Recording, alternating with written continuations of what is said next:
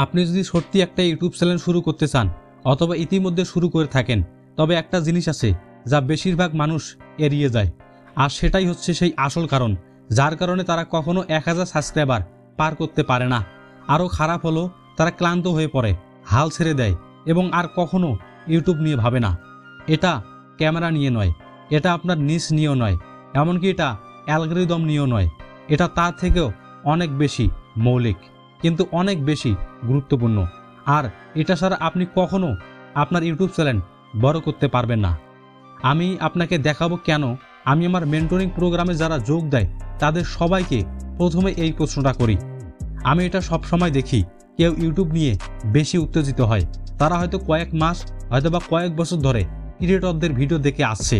তারপর তারা ভাবতে শুরু করে বা চেষ্টা করে যে তারা ক্যামেরা কিনবে, তারা রাত জেগে একটা চ্যানেল তৈরি করে এবং পরে চ্যানেলের মধ্যে ভিডিও আপলোড করে।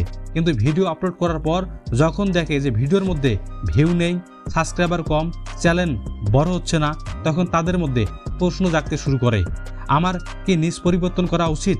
আমার কন্টেন্ট কি যথেষ্ট ভালো? আমার কি টিকটকে থাকা উচিত? আর শেষমেশ তারা ভিডিও আপলোড করাই বন্ধ করে দেয়। আর এটা তারা আলসেমির জন্য করে এমনটা নয়, প্রতিভার অভাবও নয়, বরং তারা কখনো আসলেই জানতো না যে তারা কিসের জন্য ইউটিউবে কাজ করছে। আমি এই গল্পটি অসংখ্যবার ঘটতে দেখেছি। যারা সত্যি বলতে আমি নিজেও এর ভেতর দিয়ে গিয়েছি। আমি কন্টেন্ট বানানো শুরু করলাম কারণ আমি নতুন কিছু করতে চেষ্টা করেছিলাম, কিন্তু আমি বসে বসে নিজেকে কখনো জিজ্ঞেস করিনি আসলে আমি ইউটিউবে কন্টেন্ট কেন বানাচ্ছি। তাই যখন পরিস্থিতি কঠিন হলো, যখন উত্তেজনা শেষ হয়ে গেল, তখন আমার কন্টেন্ট বানানোর দিক নির্দেশনা হারিয়ে গেল। মাসের পর মাস চলে যাচ্ছিল, কিন্তু আমি আমার ইউটিউব চ্যানেলের কোনো গ্রোথ দেখতে পাচ্ছিলাম না। তবে অসংখ্য থিঙ্কিংয়ের পর আমি বেশ কিছু জিনিস বুঝতে পারি, সেগুলো বলবো। তার আগে জাস্ট আপনাদেরকে এই বিষয়ে আরেকটু বলে রাখি। এখানে সেই সত্য আছে যা বেশিরভাগ মানুষ শুনতে চায় না। আপনি যদি না জানেন যে কেন ইউটিউব চ্যানেল শুরু করছেন, তবে আপনি টিকতে পারবেন না।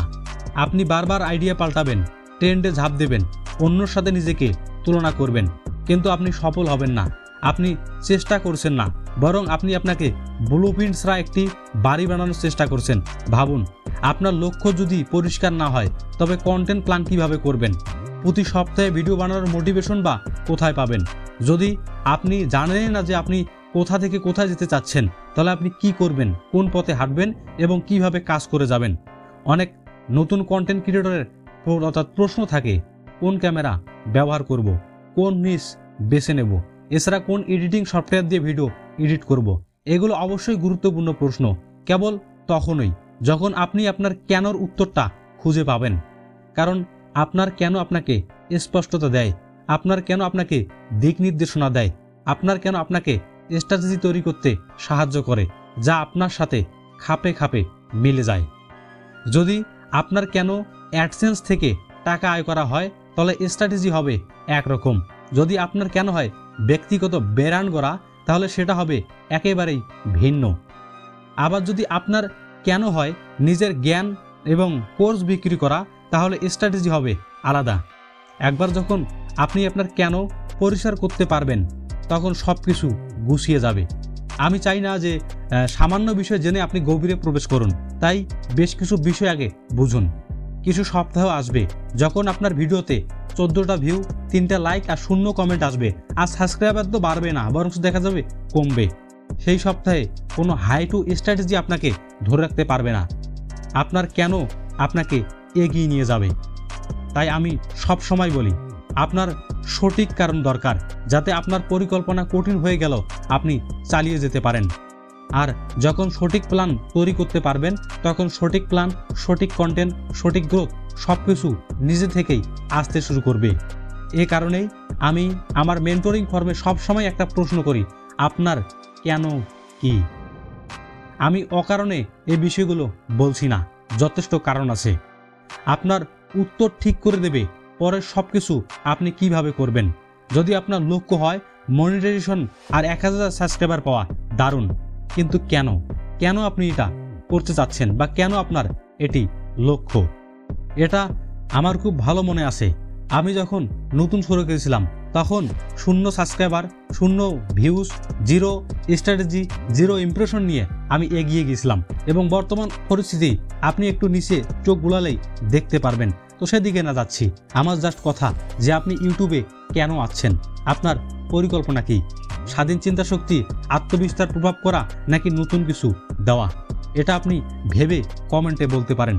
এই উত্তরটাই আপনাকে কিন্তু সাহায্য করবে আপনার পরিকল্পনা তৈরি করতে, যা আপনার জন্য অর্থাৎ মানানসই হবে এবং আপনার সময়সূচি, আপনার দক্ষতা, আপনার গল্পের সাথে একেবারেই মিলে যাবে। যখন কেউ ইউটিউবে স্পষ্টতা নিয়ে আসে তখন সেটা যেন একদম সুইচ হয়ে অন হয়। তাহলে আপনার জন্য এখন চ্যালেঞ্জ হলো, পরবর্তীর ভিডিও রেকর্ড করার আগে বা চ্যানেল বানানোর আগে 5 মিনিট সময় নিন। কোনো বিভ্রান্তি নয়, কোনো স্ট্র্যাটেজি ভিডিও নয়, শুধু একটাই প্রশ্ন, আমি কেন ইউটিউবে কন্টেন্ট তৈরি করতে চাচ্ছি? আমার কেন কি? আমি কি থেকে কি করতে চাচ্ছি? আপনি কি থেকে কি হতে চাচ্ছেন? A to Z আপনি ভাবেন, এরপর আপনি আপনার পরিকল্পনা শুরু করেন।